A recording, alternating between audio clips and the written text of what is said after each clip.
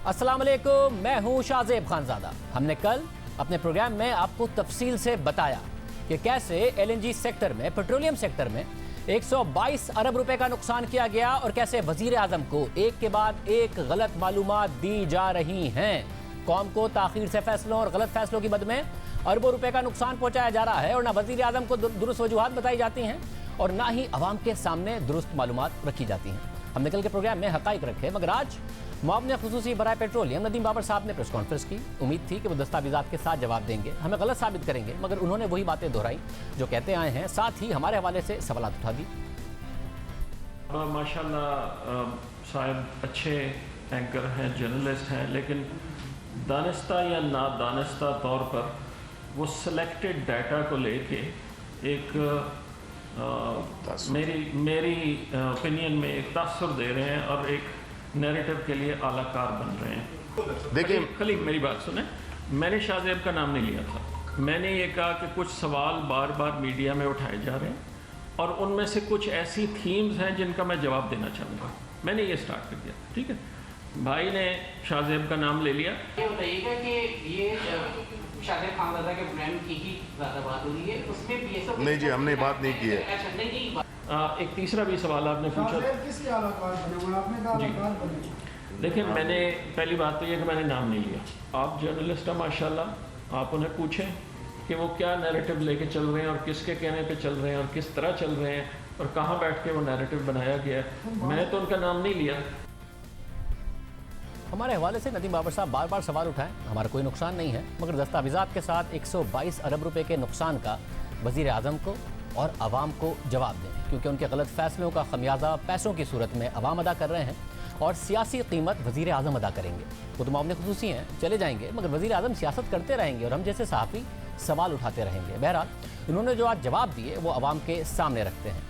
उन्होंने दस्तावेजात तो सामने नहीं रखी, सिर्फ लफ्जी दावे किए, मगर हम दस्तावेजात से साबित करते हैं। हमने सवाल उठाया कि गर्मियों में एलएनजी की कीमतें पाकिस्तान की लोकल कीमतों से भी नीचे चली गई थी, 2 से $2.5 तक गिर गई थी, तो हुकूमत फ़ायदा उठा सकती थी। पाकिस्तान फॉरवर्ड कॉन्ट्रैक्ट के प्रीमियम के साथ $4 से $4.5 की एलएनजी खरीद लेता जो सर्दियों में डिलीवर कर दी जाती, मगर ऐसा नहीं किया गया। 35 अरब रुपए से 40 अरब रुपए का नुकसान सिर्फ इस मद में किया गया। नदीम बाबर साहब ने इसका क्या जवाब दिया, देखिए।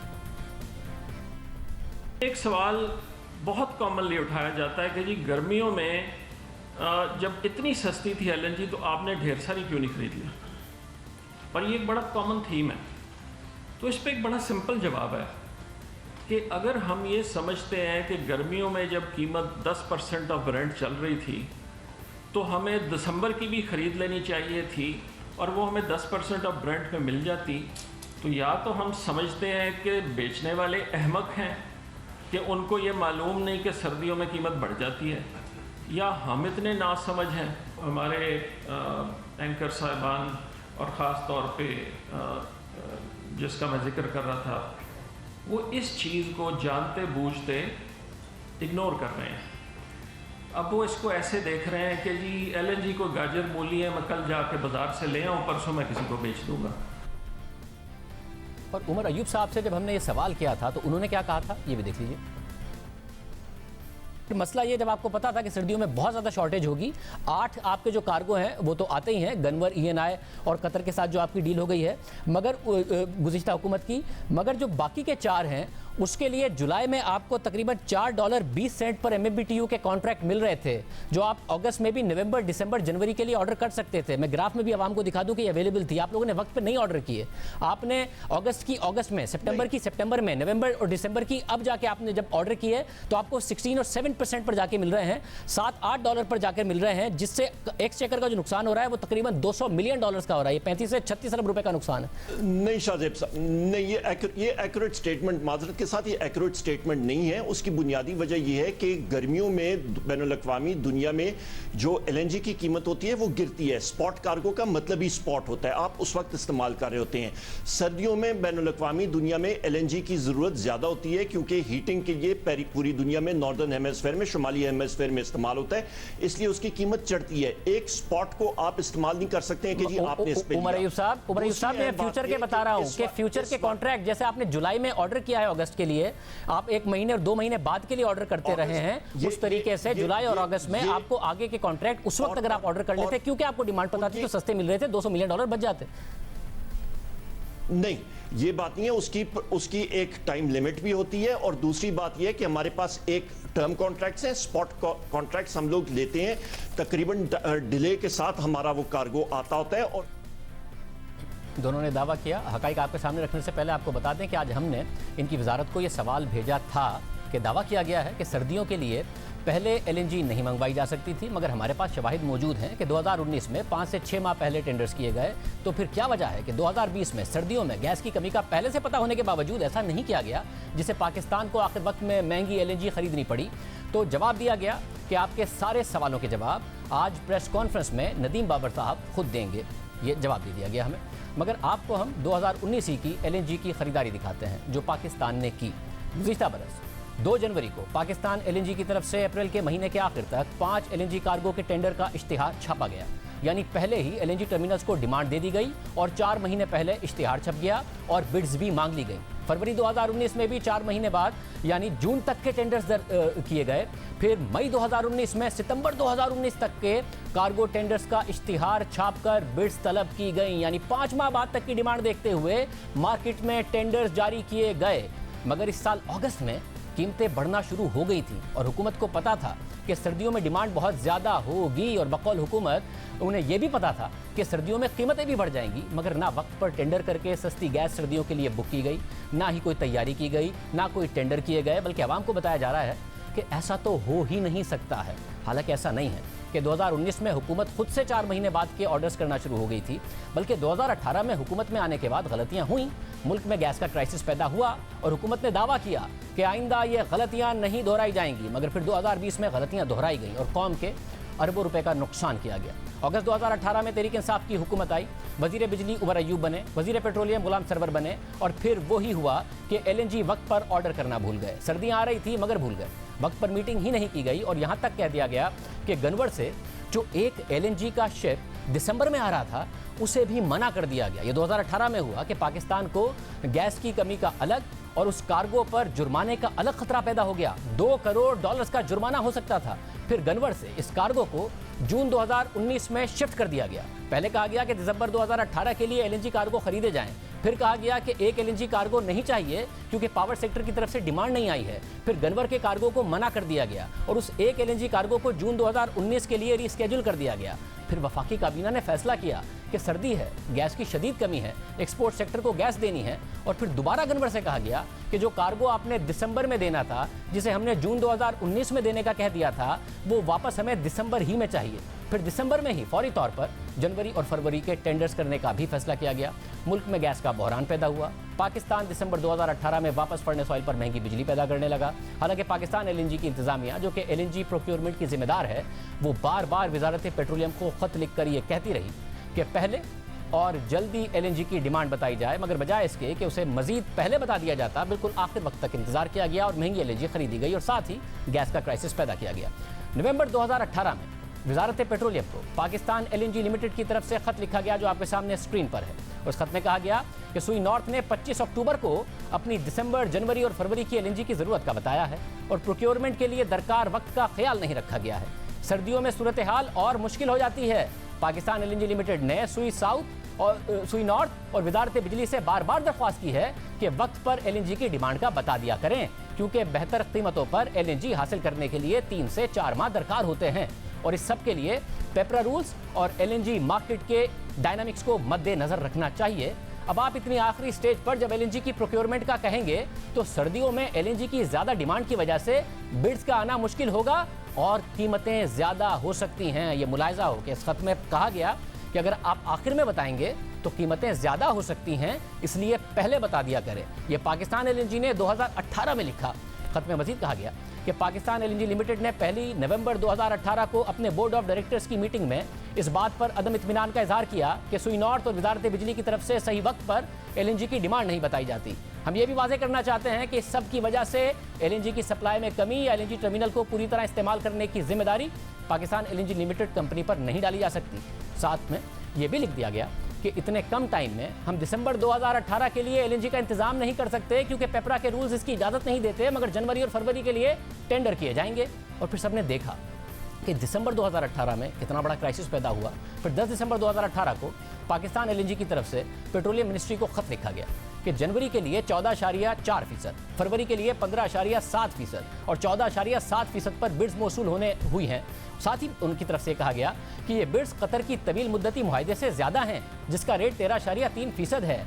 इसलिए हम वजारत पेट्रोलियम से दरख्वास्त करेंगे कि जनवरी और फरवरी की इन तारीखों में कतर से इसी रेट पर मजीद कार्गो की दरख्वास्त की जाए, क्योंकि इससे मुल्क के $1 करोड़ से $1,20,00,000 तक बच जाएंगे।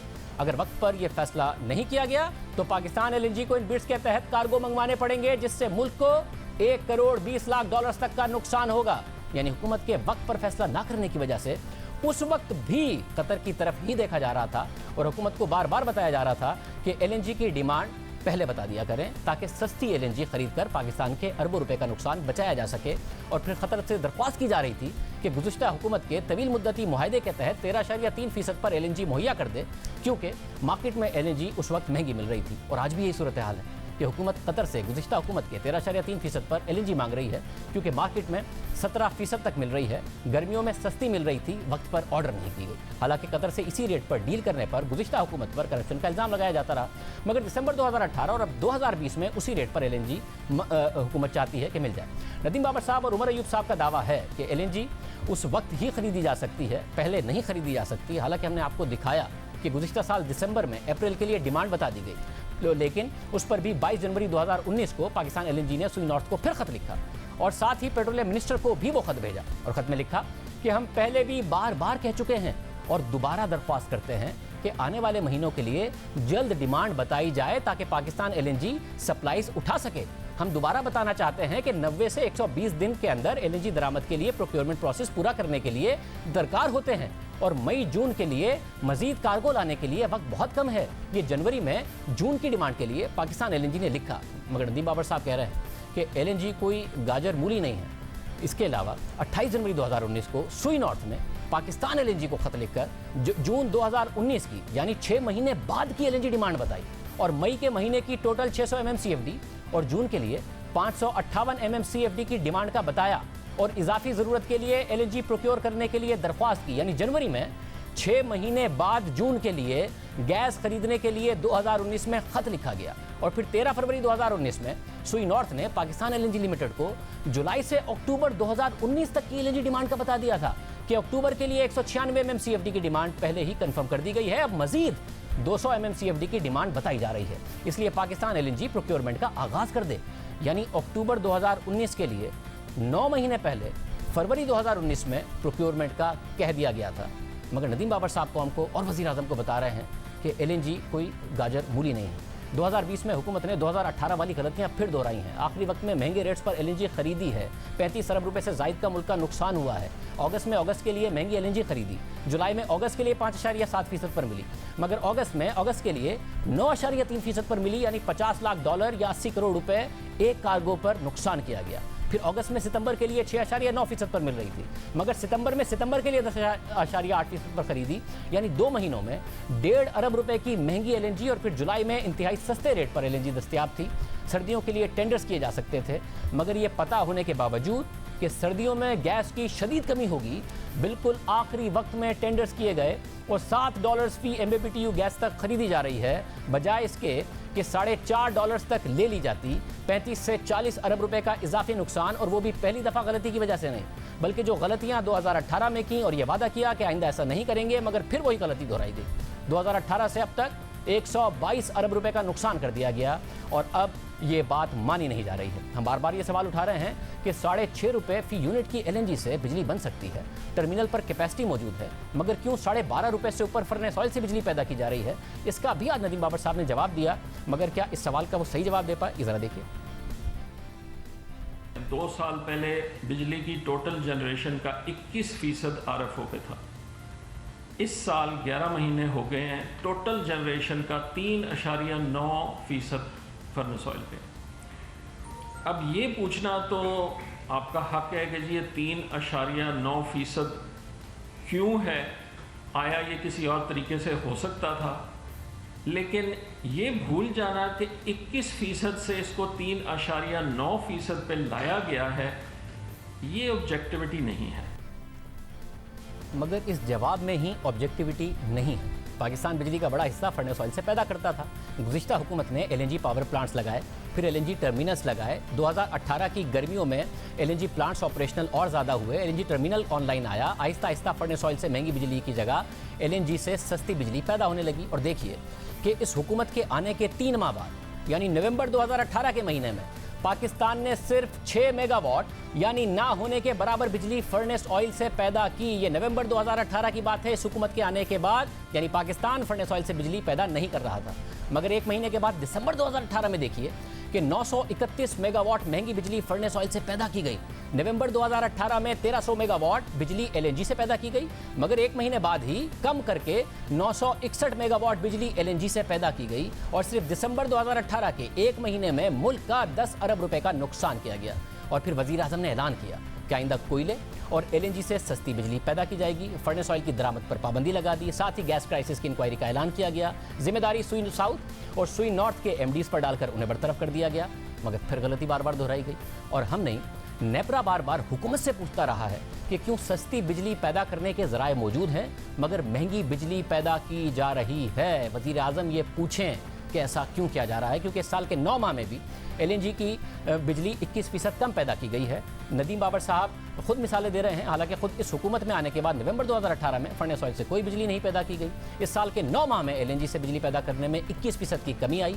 यानी एलएनजी से बिजली तैयार करने की कैपेसिटी मौजूद है, एलएनजी टर्मिनल पर एलएनजी की कैपेसिटी मौजूद है, मगर फिर भी फर्नेस ऑयल से बिजली पैदा की गई। वज़ीर आज़म नदीम बाबर से पूछें कि महंगी बिजली क्यों पैदा की गई। हमने कल के प्रोग्राम में सवाल उठाया कि जून और जुलाई में पेट्रोलियम मिनिस्ट्री ने वक्त पर ना फर्नेस ऑयल मंगवाकर और ना ही टर्मिनल पर एलएनजी की कैपेसिटी होने के बावजूद एलएनजी मंगवाई और अरबों रुपए का मुल्क को नुकसान पहुंचाया। इसका जवाब उन्होंने क्या दिया, देखिए। वो तेल अमूमन पीएसओ से लेते हैं या और लोगों से भी लेते रहे हैं। पीएसओ कभी इंपोर्ट करता है, कभी लोकल रिफाइनरी से लेता है। सो ओगरा के 2016 के रूल्स में सेक्शन 35G के मुताबिक जब तक तमाम लोकल फ्यूल बिक ना जाए आप इंपोर्ट नहीं कर सकते। सो रिफाइनरीज़ के पास जितना तेल था वो प्रोवाइड किया गया और उसके ऊपर जितना चाहिए था वो पीएसओ को कहा गया, उन्होंने इंपोर्ट किया। इसको सेंसेशनलाइज करना, 2 चिट्ठियाँ दिखा देना, मैं भी 10 चिट्ठियाँ दिखा देता हूँ, उसका फ़ायदा कोई नहीं है। बेहतर होता कि नदीम बाबर साहब 10 चिट्ठियाँ दिखा देते। हम तो साफ़ी हैं, वो खुद उनके पास वजारत मौजूद है, वो खुद मामले खुसूसी हैं, तो उनके पास तो चिट्ठियाँ ज़्यादा मौजूद होनी चाहिए थी, मगर उन्होंने चिट्ठियाँ नहीं दिखाई। मगर हमने आपको दस्तावेज़ात के साथ साबित किया था कि मई और जून में बार बार वजारत पेट्रोलियम को बताया गया, मगर वजारत पेट्रोलियम ने बहरान से बचने के लिए कुछ नहीं किया। बाद में 15 दिन के अंदर जुलाई में फर्नेस ऑयल आ गया, के इलेक्ट्रिक को मिल गया, सस्ती एलएनजी नहीं ली गई। हमने सारे हक़ाइक़ आपके सामने रखे थे जिसका उन्होंने जवाब नहीं दिया। हुकूमत ने जनवरी 2019 में पूरे मुल्क में फर्नेस ऑयल की दरामद पर पाबंदी लगा दी और वज़ीर आज़म ने अहकाम दिए कि अब मुल्क में एलएनजी और कोयले से सस्ती बिजली पैदा की जाएगी और ज़रूरत पड़ने पर के इलेक्ट्रिक को भी मुल्क की रिफाइनरी से ही फर्नेस ऑयल इस्तेमाल करने का कहा गया। तो के इलेक्ट्रिक खुद कैसे बाहर से फर्नेस ऑयल मंगवा लेता? फिर कोरोना आया, डिमांड नीचे गई, रिफाइनरीज के पास मतलूबा फर्नेस ऑयल नहीं था और हुकूमत की जिम्मेदारी थी कि इस सूरत हाल पर नज़र रखती। मुल्क में पेट्रोल की कमी और फर्नेस ऑयल की कमी पर नज़र रखने की जिम्मेदारी खुद हुकूमत पर थी। एलएनजी बहुत सस्ती मिल रही थी, एलएनजी मंगवा लेती, क्योंकि जून में दूसरा एलएनजी टर्मिनल सिर्फ 269 MMCFD यानी 45% कैपेसिटी पर चल रहा था, मगर हुकूमत ने कुछ नहीं किया और कह दिया कि पेट्रोल बेचने वाली कंपनियों ने तेल छुपा लिया और के इलेक्ट्रिक ने वक्त पर नहीं बताया। अब आपके सामने मजीद हक़ाइक़ रखते हैं, लेकिन यहाँ भी हक़ाइक़ हुकूमती दावों के बरक्स हैं। के इलेक्ट्रिक ने जून की 1,20,000 टन फर्नेस ऑयल की डिमांड अप्रैल में बता दी थी, फिर जून में डिमांड 1,20,000 टन से बढ़ाकर 1,30,000 टन कर दी थी, मगर पीएसओ ने सिर्फ 69,000 टन फर्नेस ऑयल फराहम किया क्योंकि मुल्क में रिफाइनरीज के पास फर्नेस ऑयल ही नहीं था। हालांकि गुज़िश्ता बरस जून के महीने में पीएसओ ने के इलेक्ट्रिक को 1,13,000 टन फर्नेस ऑयल फराहम किया था। फिर पीएसओ ने 2 जून को पेट्रोलियम मिनिस्ट्री को के इलेक्ट्रिक की जून और जुलाई और अगस्त की डिमांड का बताया, जो आप अपने सामने स्क्रीन पर देख सकते हैं। और मिनिस्ट्री को इस खत में 19 मई के खत का हवाला दिया कि आपकी वजारत ने 19 मई को रिफाइनरीज को ज़्यादा से ज़्यादा फर्नेस ऑयल देने का कहा था, मगर आज तक इस हवाले से ना कोई कंफर्मेशन आई है और ना ही एलोकेशन बढ़ाई गई है खत के मुताबिक। इसलिए हम आपसे एक बार फिर दरख्वास्त कर रहे हैं कि रिफाइनरीज को ज़्यादा से ज़्यादा फर्नेस ऑयल देने के अहकाम जारी करें, वरना हमारे पास इसके अलावा और कोई ऑप्शन नहीं रहेगा कि हम फौरी तौर पर फर्नेस ऑयल दरामद करें ताकि फर्नेस ऑयल की डिमांड पूरी कर सके, खास तौर पर के इलेक्ट्रिक की डिमांड, ताकि कराची में लोड शेडिंग के क्राइसिस से बचा जा सके, क्योंकि के इलेक्ट्रिक के पास इस मौके पर सूरत हाल से निपटने के लिए कोई ऑप्शन नहीं होगा। फिर 3 जून को पीएसओ ने वजारत पेट्रोलियम को दोबारा खत लिखकर बताया कि के इलेक्ट्रिक ने अपनी डिमांड 1,20,000 टन कर दी है। हमारे पास पूरे महीने में के इलेक्ट्रिक को देने के लिए सिर्फ 53,000 टन फर्नेस ऑयल है।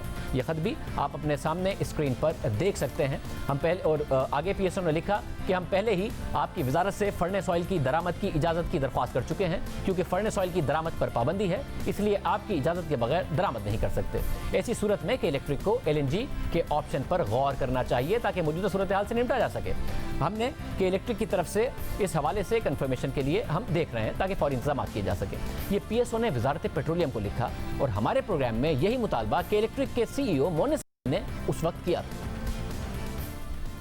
हमें 200 MMCFD जो SSG देता है, अगर वो दी जाए तो उसके साथ हमें 4,500 टन पर डे तेल दिया जाना चाहिए, जिसके हिसाब से हमें तकरीबन पूरे महीने का 1,30,000 टन तकरीबन फर्नेस ऑयल बनता है, जो हमें मिलना चाहिए।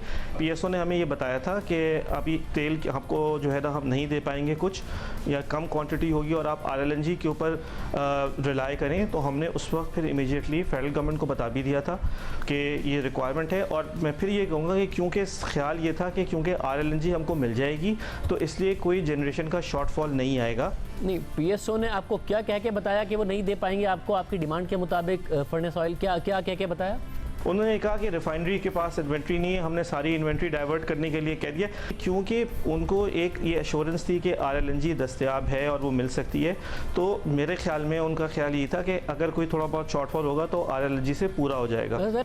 यानी के इलेक्ट्रिक ने पीएसओ को अप्रैल में जून की डिमांड का बता दिया था, पीएसओ ने रिफाइनरीज को बता दिया था, मई में पीएसओ ने वजारत पेट्रोलियम को भी बता दिया था, फिर जून में के इलेक्ट्रिक ने पीएसओ को वापस बता दिया था और पीएसओ ने वापस वजारत पेट्रोलियम को याद दिला दिया था और फर्नेस ऑयल ना होने की सूरत में मुतवक्के बहरान का भी बता दिया था, मगर कुछ नहीं किया गया। इन दस्तावेजी सबूत का कोई जवाब उन्होंने दस्तावेजात के साथ आज नहीं दिया, महज लफ्जी दावे कर दिए। हालांकि हमारे पास मौजूद दस्तावेजात एक अलग कहानी बता रही हैं। नदीम बाबर साहब और उमर अयूब साहब ने अगस्त और सितंबर में अचानक महंगी LNG खरीदने की जिम्मेदारी भी के इलेक्ट्रिक की तरफ से अचानक डिमांड आने पर डाल दी थी। हमने कल के प्रोग्राम में आपको दस्तावेजी सबूत के साथ बता दिया था कि इलेक्ट्रिक ने अगस्त और सितंबर में कोई अचानक डिमांड ही नहीं दी, मगर उन्होंने आज की प्रेस कॉन्फ्रेंस में इस गलत बयानी के हवाले से कोई जवाब ही नहीं दिया, कोई बात ही नहीं की। देखिए हमने क्या बताया कि इलेक्ट्रिक को 2018 से 190 MMCFD गैस मिलने लगी, मगर नदीम बाबर और उमर अयूब साहब ने दावा किया कि अगस्त और सितंबर में अचानक के इलेक्ट्रिक की तरफ से डिमांड आने की वजह से LNG आखिरी वक्त में ऑर्डर की गई, जिसकी वजह से महंगी पड़ी। हम आपके सामने मजीद हकाइक रखते हैं। हुकूमत ने जून में के इलेक्ट्रिक को 198 MMCFD LNG दी, जुलाई में 121 MMCFD LNG दी, मगर अगस्त में उससे कम यानी सिर्फ 73 MMCFD LNG दी और सितंबर में मजीद कम यानी 66 MMCFD LNG दी। यानी अगस्त और सितंबर में के इलेक्ट्रिक की तरफ से अचानक ज्यादा डिमांड नहीं आई थी, बल्कि हुकूमत ने उल्टा जून और जुलाई के मुकाबले में के इलेक्ट्रिक को कम LNG फराहम की थी। और इन 2 महीने में LNG ना सिर्फ जून और जुलाई से कम दी गई, बल्कि उतनी ही दी गई जितनी गुज़िश्ता बरस अगस्त और सितंबर के महीने में दी गई थी। यानी कुछ अचानक नहीं हुआ था कि जिसकी वजह से हुकूमत ये दावा करे कि बिल्कुल आखिर में जाके के इलेक्ट्रिक की डिमांड का पता चला, इसलिए महंगी LNG खरीदी गई। वज़ीर आज़म अपनी टीम से पूछें कि क्यों देर से LNG ऑर्डर करके 1.5 अरब रुपए तक का नुकसान पहुंचाया गया। जब LNG की कीमतें कोरोना के बाद दुनिया भर में गिरी तो मौका था कि सुनहरी मौके का फ़ायदा उठाकर पाकिस्तान का ज़र मुबादला बचाया जाता, मगर हुकूमत ने ना पूरी तरह फ़ायदा उठाया ताकि कौम का ज़्यादा से ज़्यादा पैसा बच सके, बल्कि सारी तवज्जो सियासी पॉइंट स्कोरिंग पर मरकूज़ रखी गई। पाकिस्तान के महाना 8 LNG कार्गोज़ के कतर, ENI और गनवर्ड से तवील मुद्दती मुआहदे हैं। इसके अलावा पाकिस्तान 4 कार्गो स्पॉट कीमतों पर मंगवा सकता है। तवील मुद्दती मुआहदों की वजह से पाकिस्तान 2016, 2017 और 2018 में सस्ती गैस खरीदता रहा, क्योंकि स्पॉट की कीमतें इन तवील मुद्दती मुआहदों से ज़्यादा रहीं, मगर 2019 में जैसे ही स्पॉट कीमतें तवील मुद्दती मुआहदों से नीचे गई तो हुकूमत ने गुज़िश्ता हुकूमत पर इल्ज़ाम लगाना शुरू कर दिए। वफाकी वज़ीर उमर अयूब ने 13 फरवरी 2020 को ट्वीट किया कि साल 2019 में हमारी हुकूमत ने नून लीग के तवील मुद्दती मुआहदों के मुकाबले में 25% कम रेट पर LNG खरीदी है। तवील मुद्दती मुआहदों के तहत $8.6 पर गैस मिल रही थी, जबकि हमने उससे 25% सस्ते में खरीदी, मगर हमारी 75% कैपेसिटी नून लीग के महंगे सौदों में बंधी हुई है। इन तवील मुद्दती सौदों की वजह से नुकसान की जिम्मेदारी नून लीग पर है। जब स्पॉट कीमतें नीचे थी तो नून लीग के तवील मुद्दती मुआहदों से मवाजना किया गया, और फिर जैसे ही स्पॉट कीमतें ऊपर गईं और ये तनकीद हुई कि अब तो नून लीग के तवील मुद्दती मुआहदों के मुकाबले में बहुत महंगी LNG खरीदी जा रही है, तो पेट्रोलियम मिनिस्ट्री ने गुज़िश्ता दिनों एक ट्वीट किया कि LNG और स्पॉट प्राइस का मवाजना तवील मुद्दती मुआहदों से नहीं किया जा सकता। तवील मुद्दती मुआहदों में LNG की कीमत खाम तेल ब्रेंट इंडेक्स के साथ मुंसलिक है। मतलब अगर आलमी मंडी में खाम तेल की कीमतों में इजाफा होता है तो LNG के नर्ख ज़्यादा होंगे, जबकि स्पॉट प्राइस 3 माह की खाम तेल की कीमतों की औसत पर मुनहसर होती है। यानी कि जब स्पॉट कीमतें नीचे थीं तो नून लीग के मुआहदों से मवाजना करने लगे, जब स्पॉट कीमतें ऊपर चली गईं तो स्पॉट कीमतों और मुआहदों में फ़र्क बताने लगे। आज एक और अहम बात नदीम बाबर साहब ने की। ये 35 कार्गो जो सितंबर 2018 से लेकर नवंबर 2020 तक, इस महीने के आखिर तक 35 कार्गो जो हम स्पॉट पे लाए, इनकी औसत कॉस्ट जो है वो 10.4% ऑफ ब्रेंट है। 10.4%। अब आप इसको खुद कंपेयर कर लें कि जो लॉन्ग टर्म कॉन्ट्रैक्ट्स के तहत हम ख़रीद रहे हैं, कतर का कॉन्ट्रैक्ट का 13.37%, आप उसे कंपेयर कर लें। ये फैक्ट्स हैं। तो मैं अगर अगले महीने के भी शामिल कर लूँ तो नंबर 11.3% आ जाता है। मैं फिर भी 20% सस्ता हूँ उन कॉन्ट्रैक्ट से। एक दफ़ा फिर नदीम बाबर साहब ने वज़ीर आज़म को और कौम को पूरी मालूमात नहीं बताई। पहला सवाल यह है कि अगर LNG की कीमतें इतनी गिर गई थी कि पाकिस्तान की लोकल कुदरती गैस से भी सस्ती पड़ रही थी, कोई सब्सिडी भी ना देनी पड़ती, कि इलेक्ट्रिक LNG मांग रही थी, LNG पावर प्लांट 21% कम कैपेसिटी पर चल रहे थे, तो क्यों 27 महीने में महज 35 कार्गो मंगवाए गए, यानी दूसरे टर्मिनल को 50% कैपेसिटी से भी कम पर क्यों चलाया गया? अरबों रुपए के टर्मिनल चार्जेस अलग अदा किए गए, सस्ती LNG खरीदने का मौका अलग ज़ाया किया गया, ये अरबों रुपए बचाए जा सकते थे। LNG बहुत सस्ती थी, सब्सिडी नहीं देनी पड़ती, यानी कानूनी तौर पर LNG पेट्रोल हो या गैस फ़र्क ना पड़ता, इसलिए मुख्तलिफ सेक्टर्स भी लेने को तैयार होते।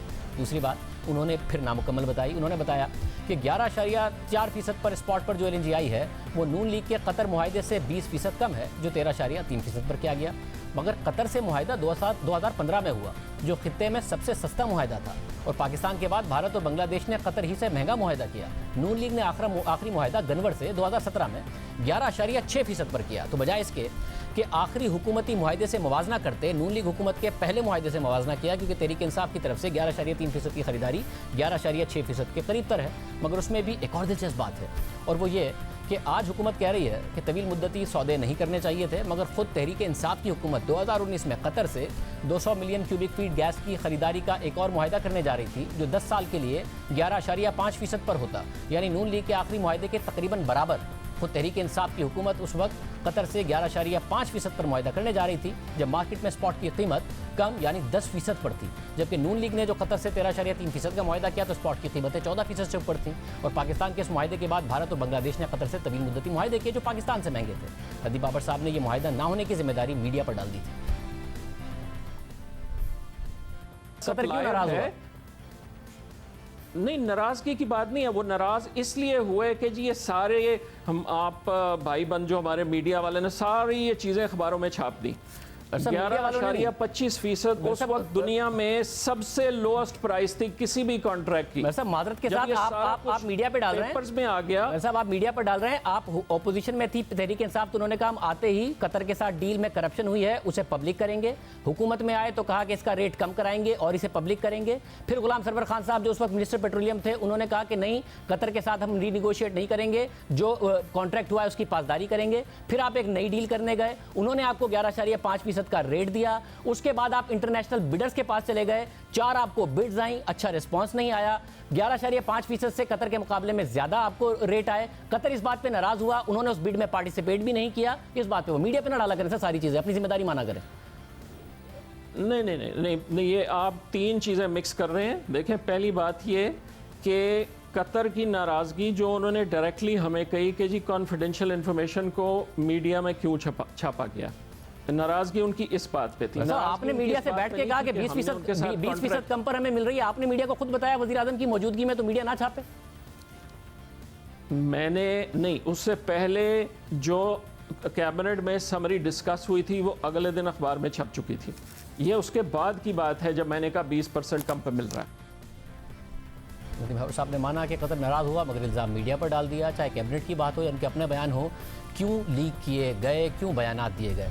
और साथ ही उन्होंने दावा भी किया था कि कतर से जो हम मुआहदा करने जा रहे थे वो उस तरीके से नहीं था जिस तरीके माजी के मुआहदे हैं, यानी कि हमारी मर्जी होती कि हम किस वक्त LNG ख़रीदेंगे। हमने इस हवाले से तहकीकात की तो पता चला कि ऐसा नहीं है। 1-2 महीने की फ्लेक्सिबिलिटी के अलावा पाकिस्तान साल में इस मुआहदे के तहत पूरी LNG खरीदने का पाबंद होता। मौजूदा मुआहदों में भी LNG कार्गो पाकिस्तान की तरफ से आगे पीछे किए गए हैं, यानी 2019 में गुज़िश्ता हुकूमत के 2017 के किए गए रेट पर ही मुआहदा करने जा रही थी। हालांकि स्पॉट मार्केट उस तवील मुद्दती मुआहदों के मुकाबले में कम थी और 2019 में ये मुआहदा होता तो स्पॉट के मुकाबले में पाकिस्तान को महंगा पड़ता और जो बाद में कीमतें हुई उससे भी महंगा पड़ता। फिर ये मुआहदा नहीं हुआ और उमर यूसुफ साहब ने ट्वीट किया कि गुज़िश्ता हुकूमत के मुआहदों की वजह से हम सस्ती LNG नहीं खरीद सकते।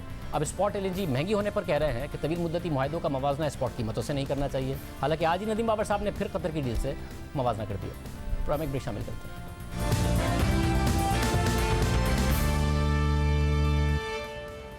अब सब जिम्मेदारी लें इसकी, कौम मिल के, गवर्नमेंट और कौम मिल के इस ये जो दूसरे बड़ी तेज़ी से जो केसेस बढ़ रहे हैं, हम सब मिल के इसके सामने खड़े हों। हमने फैसला किया है कि हम अपनी फैक्ट्रियां नहीं बंद करेंगे, जो भी चीज़ें रोज़गार देती हैं हम उनको बंद नहीं करेंगे। दिन में मेहनत करके अपने बच्चों का पेट पालता है, उनको हम बेरोज़गार नहीं कर सकते। मैं सबको कहूँगा SOPs के ऊपर सबने चलना है और सबसे आसान SOP है कि अपने ये मास्क पहने।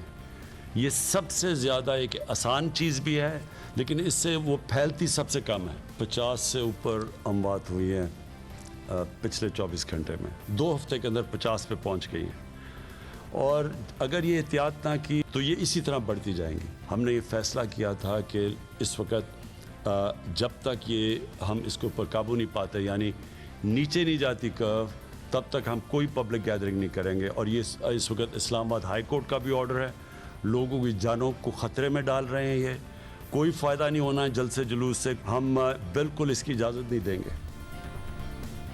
वज़ीर आज़म बार बार ख़बरदार कर रहे हैं कि अगर एहतियात ना की तो सूरत हाल बिगड़ जाएगी, एहतियात कीजिए, SOPs पर अमल कीजिए। इसमें हम सबका फ़ायदा है कि वज़ीर आज़म की अपील सुने और साथ दें। अपनी ज़िंदगी के तहफ़्फ़ुज़ के लिए, सेहत की हिफाजत के लिए, कारोबार, रोज़गार और मईशत की बेहतरी के लिए मास्क पहने, इज्तिमा से दूर रहें। 59 इस वक्त तादाद हो गई है, तेज़ी से केसेस में इजाफा हो रहा है। डॉक्टर अब्दुल बारी खान साहब सरबरा इंडस हॉस्पिटल हमारे साथ मौजूद हैं। डॉक्टर साहब बहुत शुक्रिया। डॉक्टर साहब, पिछला जब कोविड आया आपके अस्पताल की तरफ से कराची में लीड किया गया, आपने देखा वो जो वेव आई थी, आपको लग रहा है राइजिंग ट्रेंड वैसा ही है? हुकूमत कह रही है 2 हफ्तों में जून का जो पीक था वैसी सूरत हाल होगी। आप इस वक्त अपने अस्पताल में क्या देख रहे हैं? जी बिल्कुल यही ट्रेंड लग रहा है और अगर हमने कुछ एहतियातें नहीं की और कुछ जो एक्शन लेने वो नहीं किए तो उससे भी बुरे हालात हो सकते हैं। सिर्फ एक फ़र्क ये है कि उस वक्त जो है ना हमारे पास हॉस्पिटल्स की कैपेसिटी कम थी, लेकिन ये है कि जुलाई अगस्त में रिवैम्प हो गए थे, वैम्पिंग हो गई थी और हॉस्पिटल्स में ICU बेड्स और HDU बेड्स बढ़ गए थे। तो ये थोड़ी सी हमारे पास एक कंसोलेशन है, लेकिन बात ये है कि अगर हमने इस पे कंट्रोल नहीं किया और अगर हम लोगों ने एहतियात न की, हर शहरी ने अपना हिस्सा नहीं डाला, तो खुदा न खास्ता ये बहुत ज़्यादा ना बढ़ जाए। डॉक्टर साहब, एक अजीब सूरत हाल ये है कि हुकूमत 6 बजे दुकानें बंद करने का कह रही है, ताजिर कह रहे हैं कि जी आप 6 बजे बंद करेंगे तो रश बढ़ेगा, टाइमिंग ज़्यादा होनी चाहिए। आपका पहली वेव से तजुर्बा क्या कहता है, क्या होना चाहिए? देखिए, मैं समझता हूँ कि जितना जल्दी बंद करते हैं ना, उसके बाद से जो है ना लोग बाहर निकलना ख़त्म हो जाता है। और एक बिल्कुल जैसे कराची में जब हम शुरू में इस तरह किया था, सब लॉकडाउन हुआ था, फिर उसके बाद मार्केट्स को जल्दी बंद किया था। देखिए, दुनिया में हर जगह 6 बजे मार्केट्स बंद हो जाती है। हम लोगों का रवैये ही अच्छे नहीं है, हमको डिसिप्लिन होना पड़ेगा। देखिए जी, जब भी आप चाहे 10 बजे भी बंद करें ना, तो आप देखिएगा कि हम लोगों के रवैये होते हैं कि जब आखिरी वक्त होता है ना, हम उस वक्त बाजार जाते हैं, तो आखिर वक्त में हमेशा रश होता है। चाहे आप 10 बजे बंद करें, चाहे 12 बजे बंद करें, लोग आखिर में पहुंचते हैं। इसलिए सुबह 6 बजे खोलें, शाम 6 बजे तक बंद करें। लोगों को चाहिए कि अपने आप को गैर जरूरी, बिला जरूरत बाहर न निकलें खुदा के लिए। अभी ऐसी कोई इंपॉर्टेंट जो एसेंशियल चीजें हैं बोले, और बस सुबह सुबह जाएं, जिसको चाहिए, जो एहतियात पसंद है, हम लोग जाते हैं सुबह सुबह, अपना काम खत्म करके आ जाते हैं, उस वक्त कोई भी नहीं होता। अगर हम लोगों ने ये जिम्मेदाराना रवैया नहीं अपनाया तो ये बढ़ेगा जी। मतलब मस्बत केसेस आने की और फिर क्रिटिकल होने की जो आपने ट्रेंड देखा था पहली वेव में, वैसा ही है दूसरी लहर में भी? आपको कोई फर्क नजर आ रहा है इस दफा जो केसेस तेजी से बढ़ रहे हैं? इस पे एक सिर्फ फर्क आया है कि देखें, एक तो ये लोगों की लर्निंग हो गई है, तो जो माइल्ड केसेस है ना, जो माइल्ड केसेस भी पहले अस्पतालों में आते थे, वो माइल्ड केसेस अब नहीं आ रहे हैं, वो घरों पे रह रहे हैं। अब जो है ना, ज्यादा सीरियस केसेस आ रहे हैं एचडीयूज में और आईसीयूज पे, लोड ज्यादा बढ़ा हुआ है। आइसोलेशन के लिए अब जरूरत नहीं है, लोग घरों पे, समझ में आ गई है बहुत सारे। अभी जैसे आप 7.2% पॉजिटिविटी है, मेरे ख्याल में इससे ज्यादा पॉजिटिविटी है, क्योंकि लोगों को समझ में आ गया ये कोविड ही है। किसी एक को टेस्ट पॉजिटिव आ गया तो बाकी लोग कहते हैं कोविड ही है, घर के अपने अंदर बंद कर लेते हैं अपने आप को, सिम्टम्स कम है, तो इसलिए मेरे ख्याल में पॉजिटिविटी 12% पे होगी। बहुत शुक्रिया डॉक्टर बारी की, आपने राय सुनी। एहतियात कीजिए ताकि कोरोना ना फैले। एक और अहम खबर इस पर बात करेंगे ब्रेक के बाद। अदालत में उन्होंने कहा जी कि सेक्रेटरी एविएशन साहब ने कहा कि एविएशन डिवीजन ने रिपोर्ट गलत दी, आप कह रहे हैं रिपोर्ट ठीक थी। सर दोनों तरफ सर किसकी बात माने सर? यार मुझे नहीं पता ना अदालत की प्रोसीडिंग सर दी है सर। जो रिपोर्ट मुझे दी गई, जो रिपोर्ट प्राइम मिनिस्टर को दी गई, वो रिपोर्ट मनो on the floor of the house, और मैं स्टैंड करता हूँ कि जो उन्होंने इनिशियल रिपोर्ट दी है सर, कि अगर वो आज कहते हैं कि ये रिपोर्ट गलत है, तो जो ये कहता भी है और जिसने रिपोर्ट भेजी भी है, फिर उनके खिलाफ इंक्वायरी हो। तो सर रिपोर्ट किसने भेजी थी? बस नहीं भाई बेटे, बाल का खाल क्या कहते हैं, नहीं उधेड़ना। यानी 262 में से 180 पायलट्स क्लियर करार दे दिए गए। अदालतें सवाल उठा रही हैं। अटॉर्नी जनरल अदालत के सामने मान रहे हैं कि इस मामले को सही हैंडल नहीं किया गया। वज़ीर आज़म ने मान लिया कि इस मामले को सही प्रेजेंट हमारी तरफ से नहीं किया गया। इनके बयान को लापरवाही करार दिया जा रहा है, मगर गुलाम सरवर खान साहब मुतमईन हैं। सिर्फ यही नहीं, इस वक्त इस्लामाबाद हाई कोर्ट में डीजी सिविल एविएशन की तैनाती का मामला चल रहा है। गुज़िश्ता 2 साल से सिविल एविएशन का मुस्तकिल डीजी नहीं है और मुस्तकिल यकीन दहानियों के बाद कल हुकूमत ने बिलाखिर अदालत को यकीन दिलाया है कि 2 से 3 रोज़ में डीजी तैनात कर दिया जाएगा। मगर बात यहाँ तक भी महदूद नहीं है। गुज़िश्ता 2 सालों से सेक्रेटरी सिविल एविएशन ने जितने भी फैसले लिए हैं, जितने इकदाम किए हैं, अदालत ने उन सब पर सवालात खड़े कर दिए हैं और इन इकदामात और फैसलों में पायलट्स के लाइसेंसेस की मअतली, उनके खिलाफ इंक्वायरी सब आ जाती हैं। इसको समझने के लिए अदालती हुक्मनामे का जायजा लेते हैं। गुज़िश्ता रोज़ इस्लामाबाद हाई कोर्ट की तरफ से जारी करदा तहरीरी हुक्मनामे के मुताबिक अटॉर्नी जनरल ने बताया है कि वफाकी हुकूमत डीजी की तैनाती के अमल में है और ये बात तयशुदा है कि डीजी का चार्ज सेक्रेटरी को दिया गया था। ज़ाहिरी तौर पर लगता है कि ये तरीका गैर कानूनी है, जबकि ये अमल 2 साल से ज़ायद तक जारी रहा और इन 2 सालों में जो भी फैसले किए गए उनकी वजाहत देनी पड़ेगी, जिसमें दरख्वास्त गुजार की लाइसेंस की मअतली का मामला भी शामिल है। अदालती फैसले के मुताबिक सिविल एविएशन मुल्क की एक अहम रेगुलेटरी बॉडी है। उसे गैर फाल रखना ना सिर्फ हैरान कुन है, बल्कि ये मुबैना जाली लाइसेंसेस को मिस हैंडल करने की एक वजह भी हो सकती है। इस अदालत को ये बताया गया है कि अब तक 50 लाइसेंसेस मनसूख किए जा चुके हैं और 20 की जाँच पड़ताल जारी है। ऐसा लगता है कि जो बयान वज़ीर एविएशन गुलाम सरवर खान ने दिया वो गलत था। इस मामले को गलत तरीके से हैंडल करने से और लापरवाह बयान से कौमी एयरलाइन को नुकसान का सामना करना पड़ा और इसी के साथ साथ मुल्क की साख भी मुतासिर हुई। अदालत ने लिखा कि उम्मीद की जाती है कि एक अहल और काबिल शख्स को अगली समात तक सिविल एविएशन का डीजी तैनात कर दिया जाएगा। केस की मज़ीद समात 8 दिसंबर तक मुलतवी की जाती है। हर तरफ से सवाल उठ रहे हैं, मगर जो एहतसाब है ना वो हो रहा है गुलाम सरवर खान साहब का, ना ही वो अपनी गलती मानने को तैयार है। याद दीजिए। अल्लाह।